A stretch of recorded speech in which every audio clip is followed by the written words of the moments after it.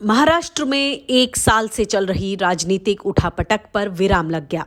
Supreme court से मुख्यमंत्री एकनाथ शिंदे को बड़ी राहत मिली है। सुप्रीम कोर्ट ने कहा कि उद्धव ठाकरे ने फ्लोर टेस्ट का सामना नहीं किया, उन्होंने अपनी इच्छा से इस्तीफा दिया था।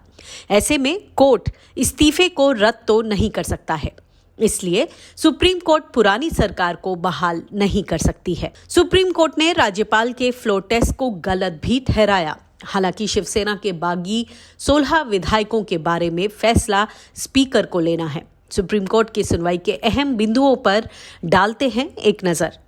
शिंदे और 15 अन्य विधायकों को बगावत करने के लिए अयोग्य नहीं ठहराया जा सकता है।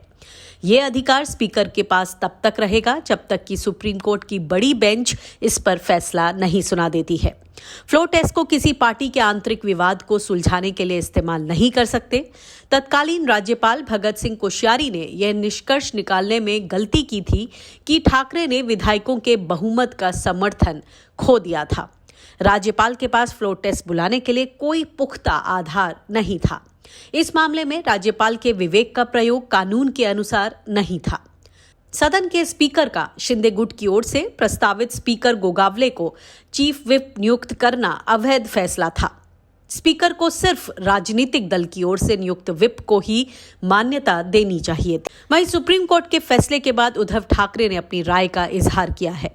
उन्होंने कहा कि महाराष्ट्र में कोई सरकार नहीं है, आज इस सरकार में नैतिकता नहीं है। जैसे मैंने नैतिकता के आधार पर इस्तीफा दिया था, वैसे ही इस मुख्यमंत्री को भी इस्तीफा देना चाहिए।